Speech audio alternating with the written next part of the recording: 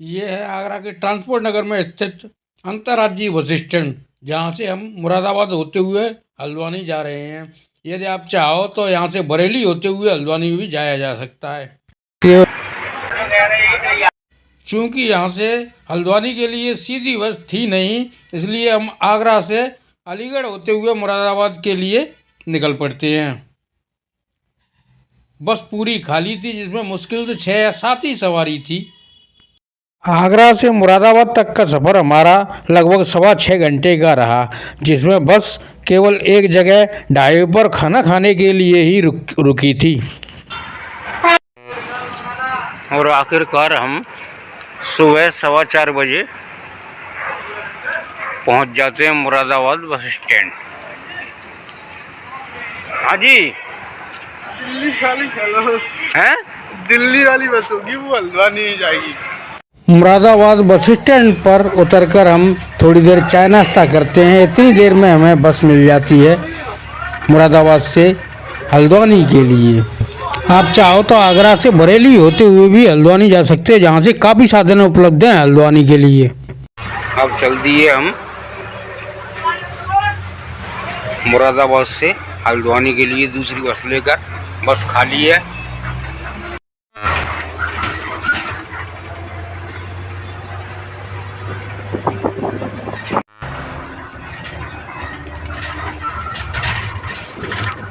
ले टिकट रख ले।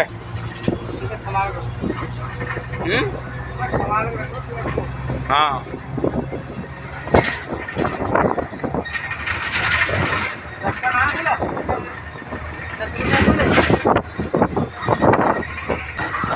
ये है मुरादाबाद शहर का रात्रि का नज़ारा।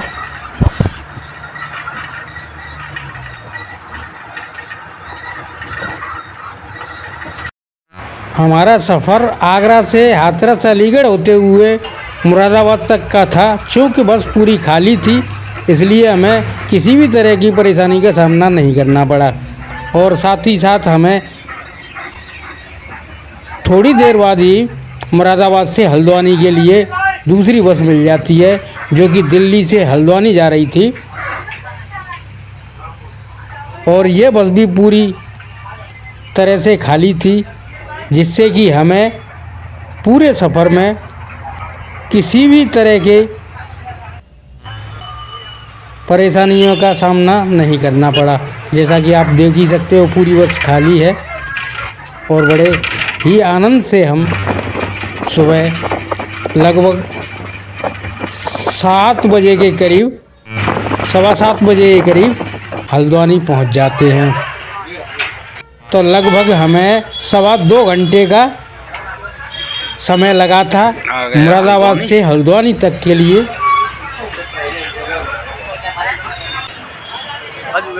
बस तो ऐसी मिली, दोनों खाली मिली है। हल्द्वानी उतरते ही सबसे पहले हम पीते हैं चाय। अभी चाय पी ही रहे थे कि टैक्सी वाले भैया आ जाते हैं, जो कि हमें हल्द्वानी से कैंची धाम के लिए 800 रुपये में छोड़ने के लिए तैयार हो जाते हैं। पैदल कैंची धाम जा रहा है। कल शाम को परसों पहुंचोगे। 50 किलोमीटर कितने दूर है यहाँ से? 50 किलोमीटर पूरा नेट है पूरा। तो कितना टाइम लगेगा? एक दिन में पहुंच जाएंगे हम। चलने वाले हैं। तो इनको गाड़ी में बैठे तो अभी रुको। नहीं, चलने वाले हैं। अब हम जा रहे हैं कैंची धाम। क्यों भाई? हाँ। जी जी जी। भैया की गाड़ी में। कौन सी गाड़ी है भैया? अरे बहुत लंबी खड़ी कर दी है यार तुमने। अच्छा चलो, हम तो तुम्हारे पीछे पीछे ही चल रहे हैं।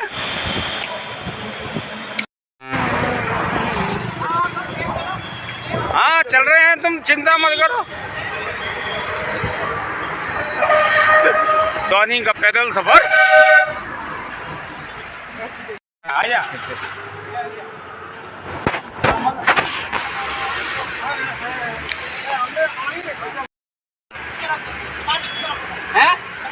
ले डिक्की में रख।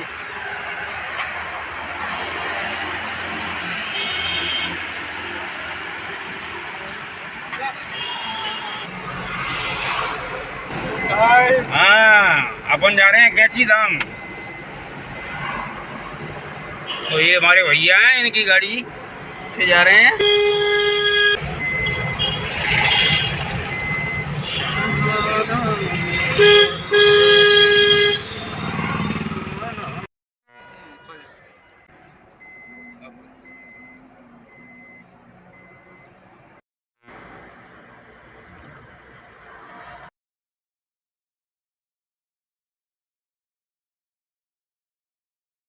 जहाँ तक नज़र जाए वहाँ तक हरियाली ही हरियाली दिखाई दे रही थी।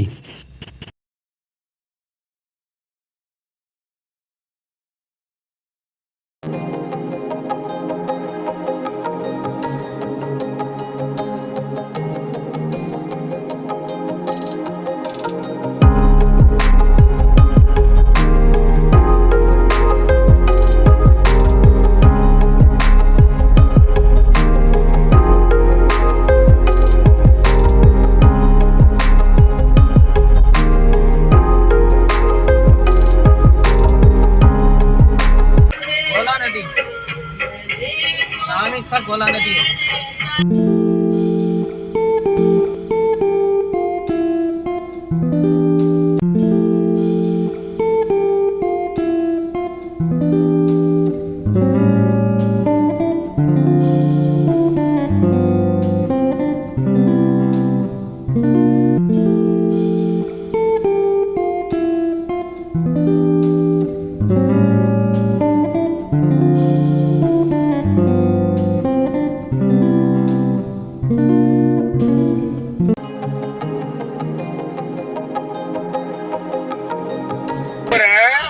आपके ग्वालियर और आगरा के बीच में।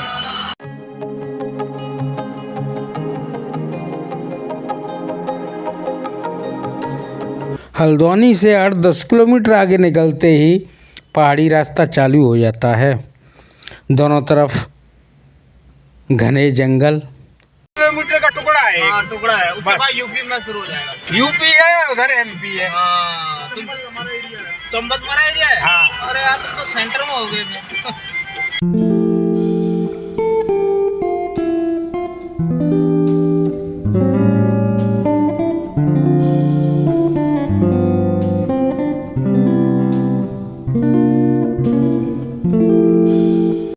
उत्तराखंड के इन पहाड़ी रास्तों के सफ़र का आनंद लेते हुए धीरे धीरे हम आगे की ओर बढ़े जा रहे थे। पहाड़ी रास्तों का सफ़र,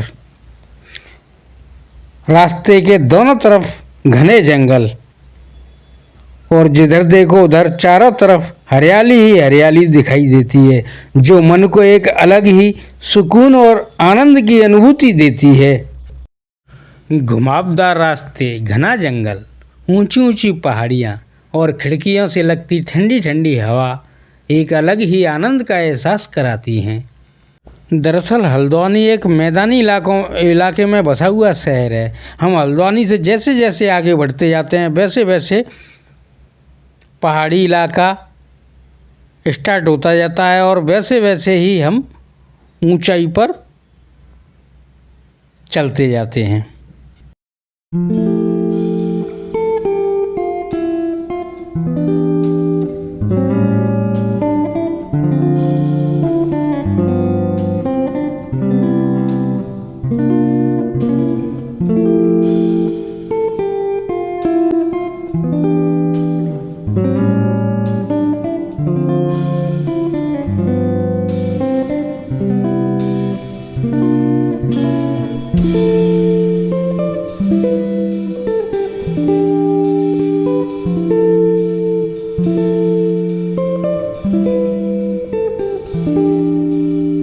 एक तरफ खाई और एक तरफ पहाड़, साथ में घना जंगल एक अलग ही आनंद की अनुभूति देता है।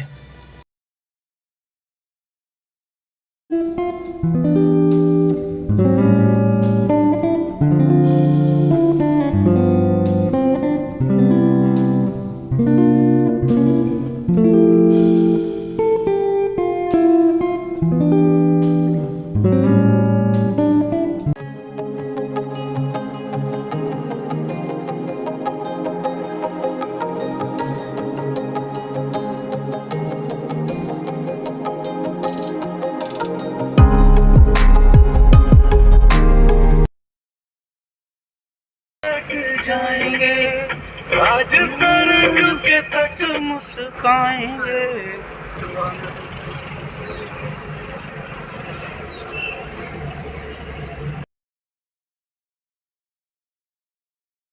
नाचेंगे पपी है आज गाएंगे।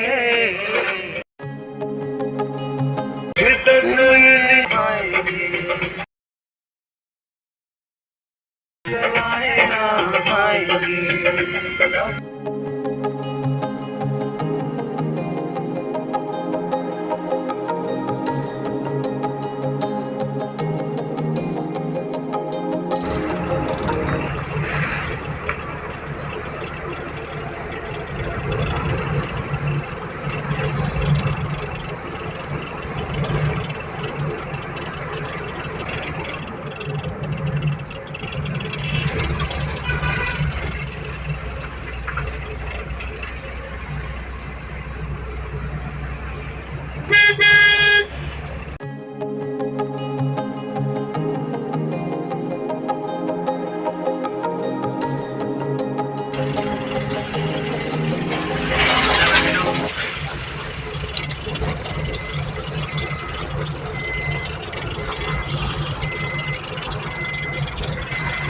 ये है भीमताल। भीमताल भी नैनीताल की तरह ही एक फेमस डेस्टिनेशन है। यहाँ नैनीताल की अपेक्षा भीड़ भाड़ कम है, साथ ही एकदम शांत वातावरण और काफ़ी सारी एक्टिविटियों के लिए भीमताल फेमस है। यहाँ पर आप नैनीताल की तरह ही बोटिंग कर सकते हो। साथ ही यहाँ पर लेक में नैनीताल की अपेक्षा कई सारे ऑप्शन हैं जो कि आपको लेक के साथ साथ कराए जा सकते हैं। भीमताल में आप बोटिंग के साथ साथ पैराग्लाइडिंग भी कर सकते हो। साथ ही साथ यहाँ पर भीमेश्वर महादेव एवं हनुमान मंदिर भी है जो कि बहुत सुंदर बने हुए हैं। हमारे राइट साइड में भीमताल लेक है जो कि काफ़ी लंबी लेक है, जिसके साथ साथ ही रोड बना हुआ है, हाईवे बना हुआ है, जिसके राइट साइड में भीमताल लेक है। और अब हम इस भीमताल कस्बे से आगे कैची धाम की तरफ बढ़ते हुए दूर दूर तक फैली पहाड़ियाँ और उनके बीच कुमाऊनी संस्कृति को समेटे हुए गांव बहुत ही सुंदर नजर आते हैं। भीमताल नैनीताल डिस्ट्रिक्ट में पड़ता है।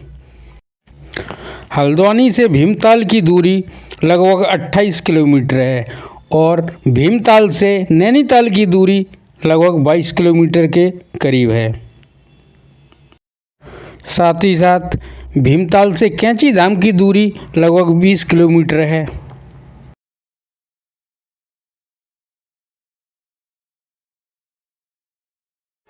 भीमताल से कैची धाम के रास्ते में पड़ता है भवाली, जो कि भीमताल से 11 किलोमीटर दूर है। यदि कोई नैनीताल जाना चाहे या कैची धाम जाना चाहे या भीमताल जाना चाहे तो इन तीनों जगहों की अपेक्षा यदि आप भवाली में स्टे करते हो तो वो काफ़ी सस्ता पड़ता है। साथ ही खाना पीना और रहना वहाँ पर काफ़ी सस्ता है।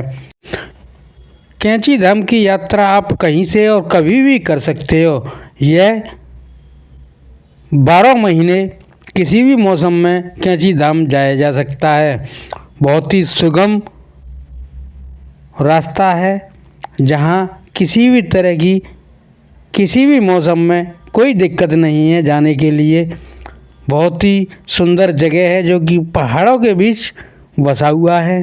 कैची धाम का निकटवर्ती रेलवे स्टेशन काठगोदाम है जो कि कैची धाम से 37 किलोमीटर की दूरी पर स्थित है। साथ ही साथ पंतनगर हवाई अड्डा निकटतम हवाई अड्डा है जो कि 85 किलोमीटर की दूरी पर स्थित है। लखनऊ आगे होगी।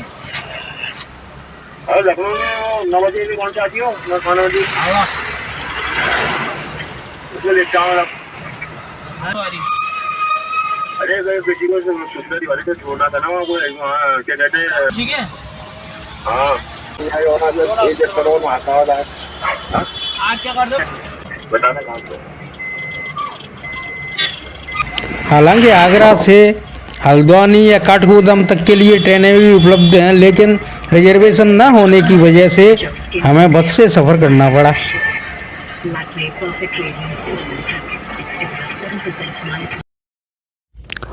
और अब हम एंटर कर चुके हैं भवाली में। भवाली से कैंची धाम की दूरी लगभग 9 किलोमीटर के करीब है। ये है भवाली कस्बा। भवाली से भीमताल की दूरी 11 किलोमीटर के करीब है।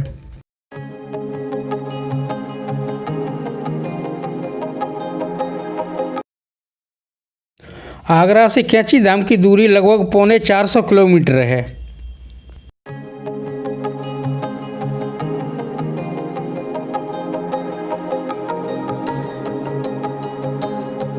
कितना टाइम है यार वो? 8:43 सुबह की। और इस समय हम हैं भवाली में।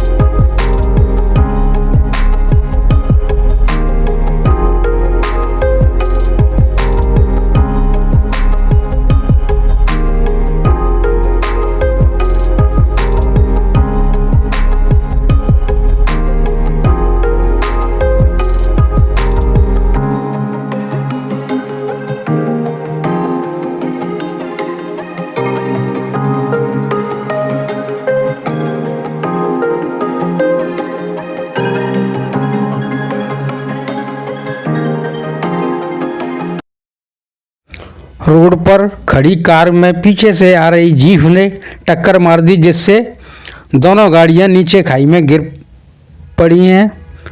दोनों गाड़ियों में बहुत ज़्यादा नुकसान हुआ है। कैंची धाम मंदिर नीचे। और आखिरकार 10 घंटे की लंबी यात्रा के बाद हम पहुंच जाते हैं कैंची धाम।